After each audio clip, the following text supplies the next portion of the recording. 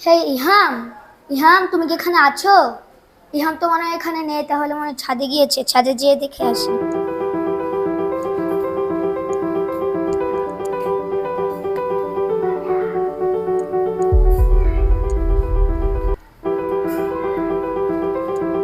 কিরে, ছাদেও তো নেই, তাহলে মানে রুমে কোথাও কিছু করছে।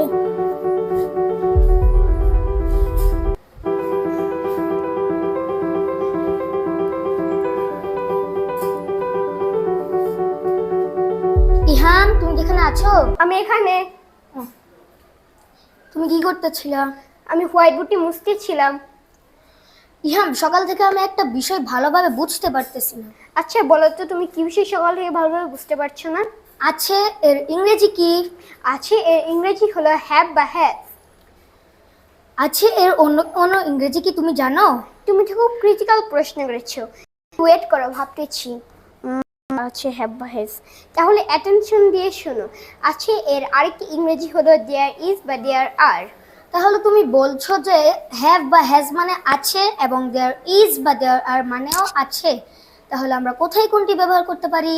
তুমি আবারও অ্যাটেনশন দিয়ে শোনো। বর্তমানকালে আমাদের কিছু আছে, তখন আমরা হ্যাভ বা হ্যাজ ব্যবহার করব। মনে করো আমার কাছে একটি কলম আছে, আই হ্যাভ আ পেন। অপরপক্ষে কোনো জায়গায় কোনো কিছু রয়েছে, তখন আমরা দেয়ার ইজ বা দেয়ার আর ব্যবহার করব।